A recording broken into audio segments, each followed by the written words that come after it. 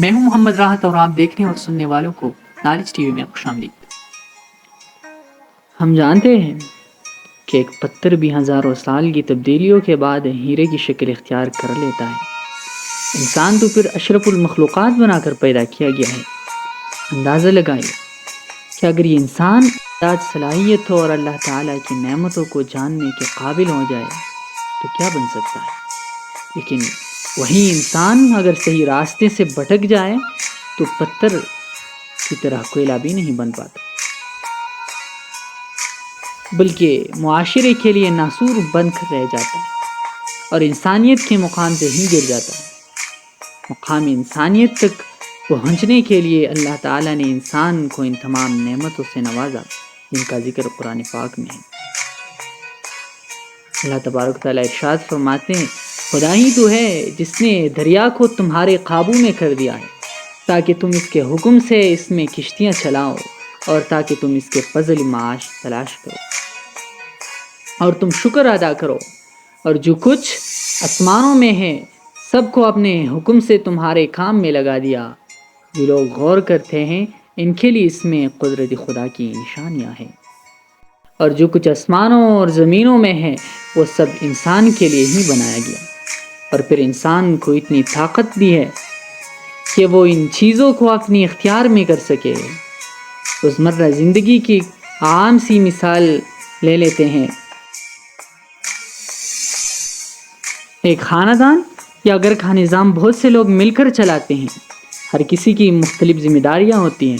اگر اس کنبے میں سے ایک شخص کچھ بھی کنٹریبیوٹ نہ کر رہا ہو تو اس کی کوئی حیثیت نہیں ہوتی، کوئی اس کو ریسپیکٹ نہیں دیتا، ہر طرف سے اسے لعن طعن سننی پڑتی ہے۔ جبکہ اس کے برعکس وہ شخص جو سب سے زیادہ کنٹریبیوٹ کرتا ہے اس کی بڑی عزت کی جاتی ہے۔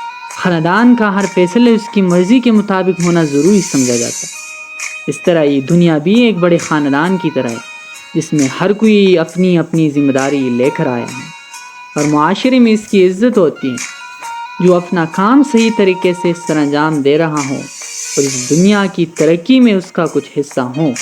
یہ کنٹریبیوشن جتنی زیادہ ہو اس دنیا میں اتنا ہی اس کا نام اور اس کی حیثیت زیادہ ہوں۔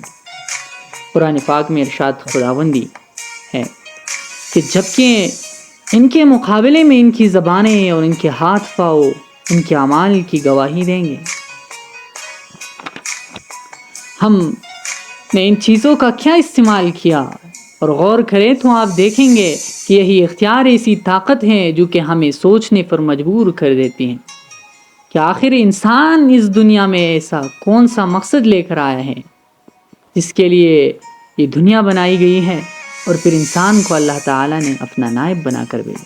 قرآن پاک میں ارشاد ہے، اور وہی تو ہے جس نے زمین میں تم کو اپنا نائب بنایا اور ایک دوسرے پر درجے بلند کیے تاکہ جو کچھ اس نے تمہیں بخشا ہے اس میں تمہاری آزمائشیں کرے۔ اللہ تعالیٰ کا انسان کو اپنا نائب بنا کر بھیجنا اور پھر اس کے آگے فرشتوں سے سجدہ کروانا بے معنی نہیں ہے، جیسا کہ قرآن مجید میں ارشاد ہے، اور جب تمہارے پروردگار نے فرشتوں سے فرمایا میں ایک انسان کو خمیر کی کنکھناتی ہوئی مٹی سے پیدا کرنے والا ہوں، تو جب میں اسے بنا چکوں اور اس میں اپنا روح پھونک دوں تو تم سب اس کے لیے سجدے میں گر پڑنا۔ چنانچہ تمام فرشتوں نے سب کے سب نے سجدہ کر لیا مگر ابلیس کے اس نے سجدہ کرنے والوں میں شمولیت اختیار نہیں کی۔ اللہ تعالیٰ نے انسان کو فرشتوں کے سامنے اپنی پسندیدہ مخلوق بنا کر انہیں اس کے آگے سجدہ کرنے کا حکم دیا، جس سے ظاہر ہوتا ہے کہ انسان میں ضرور ایسی کوئی خاص خوبی تھی جو فرشتوں سے بھی بڑھ کر تھی۔ اور اللہ فرماتے ہیں، اور ہم نے بنی آدم کو عزت بخشی اور ان کو جنگل اور دریا میں سواری اور پاکیزہ روزی عطا کی۔ اتنے دلائل کے بعد تو یہ واضح ہو گیا ہے کہ انسان کو بہت بڑا مقصد دے کر اس دنیا میں بھیجا گیا ہے۔ انسان بے شمار صلاحیتوں اور طاقتوں کا مالک ہے۔ جب انسان صحیح راستے کا انتخاب کر لے تو خدا کی بہترین مخلوق کہلاتا ہے۔ جب کوئی شخص انسانیت سے ہٹ کر کوئی بات یا کسی فعل کا ارتکاب کرتا ہے تو انسان اقتدار کھو بیٹھتا ہے۔ قدرت نے تو اسے بے شمار نعمتیں دے دی ہیں، لیکن ان کا صحیح استعمال تو انسان پر ہی منحصر ہے۔ اگر ایک انسان قدرت کے قوانین کے خلاف چل کر کامیابی حاصل کرنا چاہے تو یہ ممکن نہیں ہوگا۔ سب سے پہلے اسے سیدھے راستے کا تعین کرنا پڑے گا جو اسے کامیابی کی راہ پر لے جا سکے، اور پھر اس پر قائم رہ کر وہ منزل مقصود تک پہنچ سکتا ہے۔ منزل مقصود ہی اصل مقام انسانیت ہے۔